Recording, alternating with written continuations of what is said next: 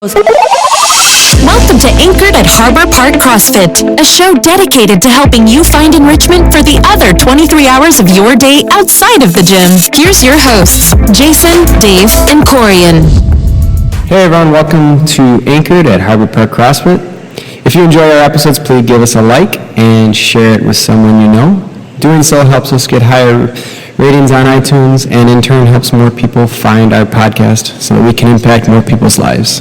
Also, if you have not done so already, don't forget to hit that subscribe button so you never miss an episode. Now, on with the show. Welcome, everyone. I'm Coach Jason. Coach Dave. Coach Corian. Today is episode 65, and we are talking about beating the summer heat and hydration specifically. Before we get into that, I have an icebreaker for you guys. This is going to go along with our summer theme. Would you rather have very bad sunburn or very bad rash of mosquito bites? Oh, I've had both.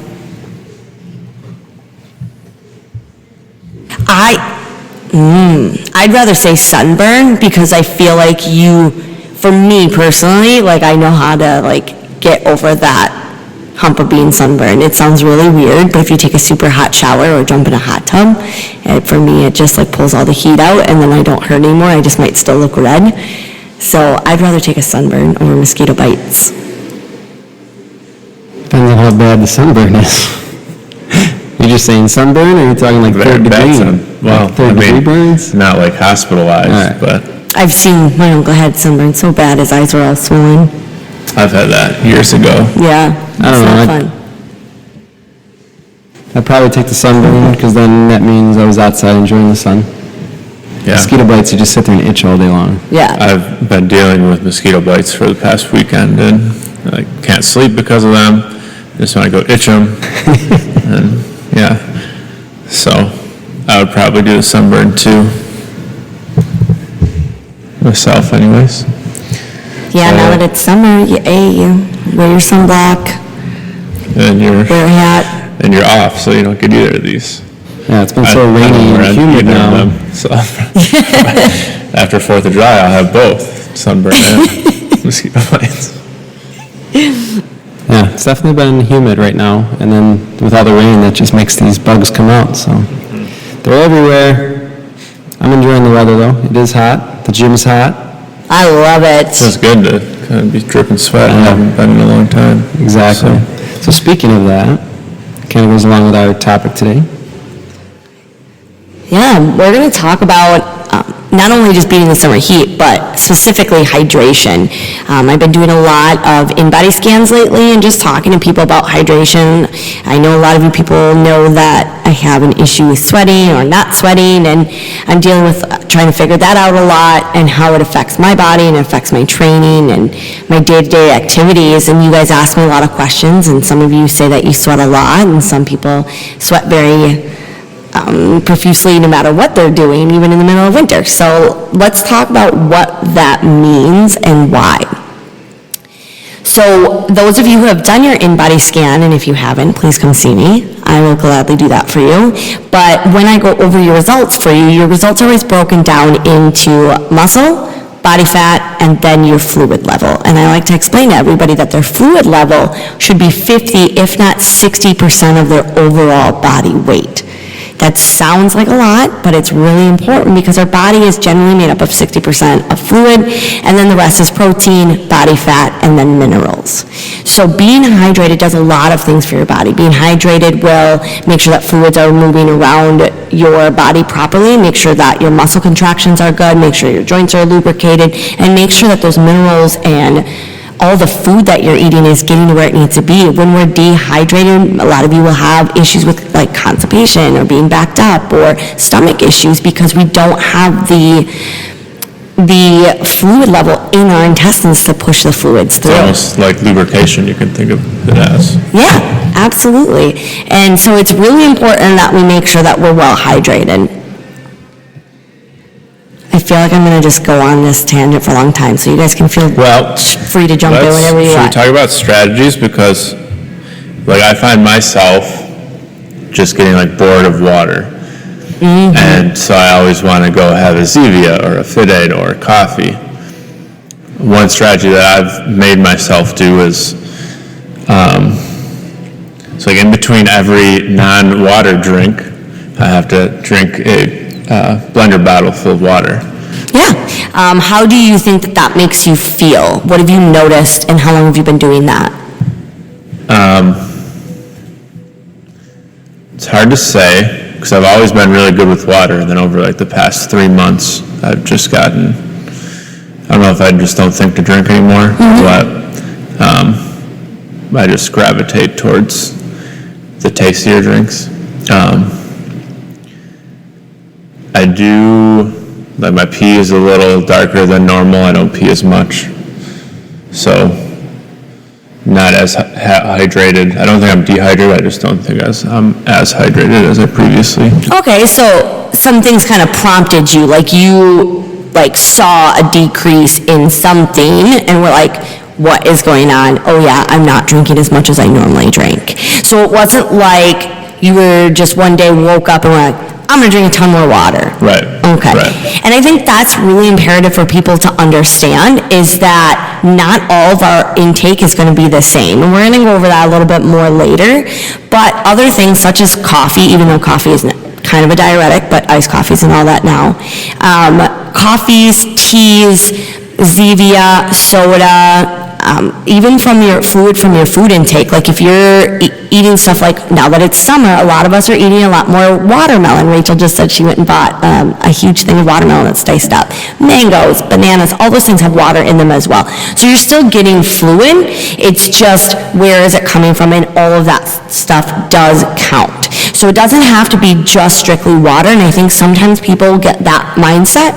And when we drink water that's tap water or bottled water, sometimes we're not absorbing it. So a big thing that I talk to my clients about with their food and their hydration is, it doesn't matter what you're intaking, it's what you're absorbing. So we have to be conscious about how much we're actually uptaking that we are drinking. When I drink more fluid, like actual tap water, versus just like other drinks, I feel more hydrated and I feel better. Do you think that's placebo? Like my own mind telling me that? Or is it probably drinking more because I'm adding the water in? I mean, it could absolutely be a lot of things, especially depending on when you're drinking the other stuff. So are you drinking the other stuff more mainly when you're eating, or are you also carrying it around during the day and having it just freely like you would with your water? Not freely. Okay. I think that it just could absolutely depend on your body, like how do you season your food, and are you sweating throughout the day? Sort of those things are going to play a big role in how we feel. You're talking about strategies. One of the things I notice, I don't drink enough water either. I gravitate towards coffee or iced coffee right now.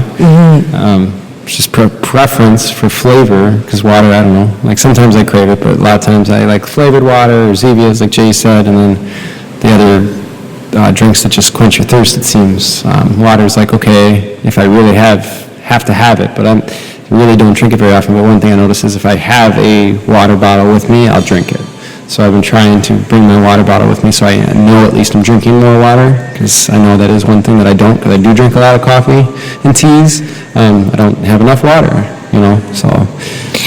And I think that's great. One of the things that I did to drink more water is obviously have a bottle around as well, but Dave and I go through so many lemons right now because we're just cutting our lemons in half. Lemons, limes, cucumbers, all those things that flavor your water. Not only are they flavoring it, but again, we'll get into this later, but it's adding minerals and electrolytes, which are really important, and a needed thing on top of just drinking more water.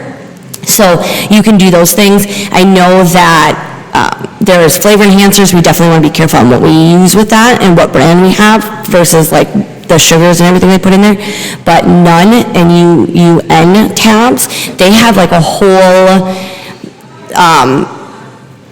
supplement line of different hydration for different things now. They used to be mainly about rehydration and sports nutrition and hydration, and now they have other things that will help you for going to sleep or waking up or all of those things. So you can add those as well. Again, we want to find this fine balance, though. We don't want to be drinking so much water and nothing else that we're not getting the electrolytes, but we also don't want to overdo our electrolytes, because when we overdo our electrolytes, especially when it's in between meals, you can kind of sucker punch your gut, and you guys are going to regret drinking too many electrolytes at once. I'll just tell you that right now. So what's a good, like, how can you tell if you're imbalanced either one way or the other? That is a great question. So one of the things that, like I said, I love doing is the in-body scan. That's going to tell me fluid level, and then I don't have the updated in-body, but I kind of can see how to figure out the fluid that's in your cells versus out of your cells based on like where the two numbers are. So that's one thing that we really want to look at, is that ratio of fluid in the cell and out of the cell. But otherwise, you can just do easy things such as our pinch test, which is really hard to show you guys on this podcast, but you guys can look it up. It's Precision Nutrition has a good thing about it, and I'm sure a lot of other health professionals do too. But the way that your skin kind of retracts after you pinch it and pull it away from your body, if it takes a really long time for that peak to go away and the skin to reform where it was, it's not as elastic, it's not as hydrated. So if it goes right back to where it was, it's very elastic, very hydrated, and that's just a good, easy way. And if you're in the room, you would see Corinne is putting her finger like right under her fingers on the top of her hand.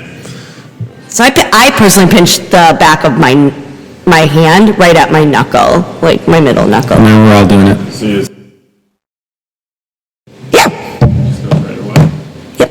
Speaking of hydration, I worked out and I left my giant jug of water with lemon in the other room, so while you guys chat about something, I'm going to go grab it.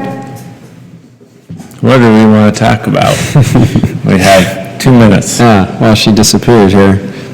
The color. What is the weather outside is weather. What movie is that from?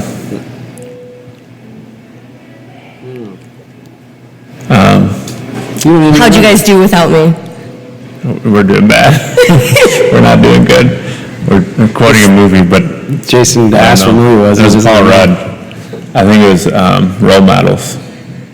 Oh, that was a good movie. We want to talk about anything productive. Nice. Well, so to jump back on the topic and getting my water, I know that I've talked to a few of you about my hydration issues. Like I said, I don't sweat the same. So when we have anything at all that's a recommendation for what people should be doing, how much they should be eating, how much they should be exercising, how much water they should be drinking, all those sort of things, sleep, everything, you gotta think there is billions of people in the world, and we're all fucking different. So it's just a generalized, like, if you were to do market research on 1 billion people, you're gonna have a wide range and you're gonna find a medium. If we do a market research on the 250 members we have in the gym, that medium's not going to be as wide, and we're going to have a different kind of variable in there. So one of the things that people have to remember is that when recommendations are made on hydration, they are not for everyone. They are recommendations. It's a place to start, but working with a professional or your doctor or health coach or nutrition or doing research is a lot of what you want to do, mainly because I thought I wasn't drinking enough water. And I upped my water intake, and it totally threw my body out of whack 100% the other way, because I don't sweat like other people and because I have stomach issues. So a lot of what I did, I actually damaged my body by drinking too much water.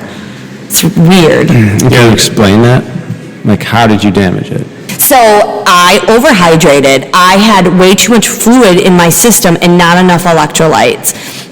And what's really funny is these symptoms of dehydration and overhydration, which is also known as hyponatremia, they present themselves very similarly. So it's hard to tell which one that you are without tracking and monitoring and paying attention. Mild cases of dehydration and hyponatremia, you're going to be a little confused on maybe which one it is. As they get further and further along, you're going to know whether or not you drank water or if you have had no water at all, and you'll be able to know which one it is. So then, do you recommend people drink those, to add electrolytes in, Gatorade, that's a big thing. For a lot of sports, college sports do Gatorades, a lot of children's sports, they push the Gatorades for electrolytes, Or even like Gatorade has all sorts of tab-like little... Yeah, those little gummy tabs, right? Yeah. So one thing, a lot of stuff that I've been looking at, and I've been doing a lot of research and listening to my registered dietitian, and we talk a lot about this stuff. Hydration is her kind of jam. She does sports nutrition. And so different times of the year are going to require different hydration needs too. Winter is going to be different than summer, and elevation level and all of those things are different. One of the things that we really need to understand when we need electrolytes is what are we losing when we sweat. So even though we may sweat, and you might see a lot of people sweating in class, what is that sweat made of? So one thing that you can do is when you're getting all sweaty and you're done working out or you're in the middle of working out, like I see this all the time, so it's not like anybody doesn't do this, guys. I know you guys all do this. People will lick around their mouth. They'll lick or they'll suck on the top of their lip. Does that taste sweaty or salty to you? Is your sweat salty? If your sweat is not salty, you're not losing electrolytes as much as you think you are. So that's something to really pay attention to. If you are someone who doesn't sweat a lot, but your skin generally seems a little bit more salty when you lick around your lips and stuff like that, you might just lose a lot of electrolytes very easily through your pores. And that's something that we can pay attention to as well. And then obviously there is, a factor of the duration of your workouts, right? Yes. Like if you're doing a CrossFit workout, which tends to be shorter in range versus, say, like a long run or triathlon kind of thing. Exactly, and things are going to definitely burn differently. Whichever energy system you're in is going to burn different things and produce, lactic acid, and your kidneys may or may not kick in for cleaning out your system. All of those things, like you said, come into factor. Some of us, I've talked about when we work out, might send signal to our gut to stop digesting. Other people will digest. Jason, you talk very highly about how much you like to eat right before you work out. So does our member Jody. And that's because your body actually processes food while you're working out and tries to empty it. Mine does the exact opposite. So if I'm going to be taking in electrolytes, but my body's not even going to process it while I'm working out, that's not going to help me. So I need to think about what am I doing earlier in the day and or yesterday to lead up to that versus what am I doing in the moment. Right. That was one of the things that my dietitian had me look at, is she had me look at my sodium and potassium levels and everything for the days before my stomach attacks were happening, my cramping was happening. And what was happening is, and this is what Dave was talking about, with how did I mess up my body. So on my rest and recovery days, I was still drinking this 2 liters of water, not counting everything else, my food and my teas and my coffee and everything else. I was like, I need more water. I'm going to drink this 2 liters every day, even on my off days, so that I'm always hydrated. But because our food changes on the weekend, we don't eat the same style meals, we don't eat the same amount of meals, so then I don't salt my meals the same, and I might go to rice instead of potatoes. That all has electrolytes in it. So come Saturday and Sunday specifically, here I am drinking tons of water, not enough electrolytes, and then I go into my Monday workout, and I was just bombing. I felt like crap, I was getting stomach pains, I was getting heartburn, all of those things. And I was looking at what I was doing that day. I was looking at the fact that we had drank vodka maybe that weekend versus wine or anything like that. And she was like, what is your potassium and sodium for the days up to? And literally, my electrolytes would be cut in half or a third in the 1 or 2 days before my attacks. And I was like, oh, but I was drinking just as much water. So now I don't force myself to drink water on the weekends, or especially on a rest day. So, what we're saying is not necessarily the amount of water you're drinking. Mm-hmm. And if you listen to Ben Bergeron, who's very respected, obviously, in the CrossFit community, he actually advises people that they're probably leading towards drinking that too much water than the other way around. His point was, until the last couple of years, people didn't walk around with big bottles of water. Nope. And they were still not dying of dehydration or anything. And I think it's crazy the amount of hyponatremia cases that there actually are, and how many people die from hyponatremia because it's such an under-talked about thing. And I think that for whatever reason these last couple of years, we're like, guys, drink water, water, water. And especially when we're doing long workouts and we're doing people who are runners, long distance runners and stuff, they actually are highly susceptible to hyponatremia because they drink too much water, thinking that, they're going out for these long runs and all of this sort of stuff, but they're not getting the electrolytes and the balance that they need. So, yes, I agree. I think that because the symptoms share the same in both of those things, it's really hard for us to know what's going on. So what would you recommend for just your average everyday, kind of like our member who is just here, to kind of be in shape and going for longevity versus, or maybe do both, someone going for longevity versus someone who's more of a competitor? Longevity, everything's great in moderation. Again, 80-20 rule. So if you're drinking plenty of fluids more often than not, you probably are fine. I think that the biggest thing is to do that pinch test, make sure that your skin is elastic, and then pay attention to your urine. So when it comes to peeing, unless you're taking some sort of vitamins, minerals, or supplements of some sort, your urine shouldn't be dark, but it also should be pretty obvious that you just peed. So we want to know that you just went to the bathroom. Those are good ways that you can make sure that you're getting enough. Make sure to mix up your fluids just like your food. You want to make sure that you're getting it from different sources so that you get those different electrolytes and not always the same all the time. If you really feel like that's not something that you're doing, then, I would look into supplementing maybe with just one time a day or something, a drink that has electrolytes in it. We don't have to overdo it more than that. How about the person that has to stop every 2 minutes to drink a bottle of water in the workout, and that's only a 6-minute workout? So that's funny that you say that, because that's one of the problems. Is I get a lot of clients who come to me and they're like, I drink tons of water and I'm always thirsty, Corinne. And then when I ask them, tell me about all your fluids, it will be someone who only strictly drinks water, doesn't drink other types of fluids, and doesn't put anything in their water. And I'm like, it's not that you're thirsty, but your body is craving something and you're not giving it to it. So it's telling you that you need these things. So then you're not holding onto the water, because then you tell me that you pee 800 times. Those sort of things. I was going to say something. Well, Dave, I think your person might be just trying to rest a little bit. Yeah, that's kind of what I was saying. But you really need that water. A lot of people don't really know the craving difference between hunger and water. Some people think they're hungry when they're really thirsty, or vice versa. Exactly, and this is the weirdest thing. So as I figure out my gut and as I get more in tune with my body, this is what I strive for all of you guys to be able to listen to your body. Like I said a couple weeks ago when we did the comp, I thought I was full, but then my body, all I could think about was grilled chicken. So I was like, I need protein. Well, last week, again, Dave and I were moving, so I didn't have lemons in the house, and I didn't eat nearly as much or drink nearly as much lemon water as I normally would. And I went to work out, and I got my heartburn, and I was like, man, and I know I didn't have water with the lemon in it, and it was fine, but I cut my lemon in half, and my body was like, just eat a lemon. And I was like, I just bit the lemon. Instantly, my heartburn was gone. You wouldn't think that at all, but my body was telling me exactly what I needed. It was like, you are so low in whatever is in this lemon that you just need this right now. So I ate half a lemon.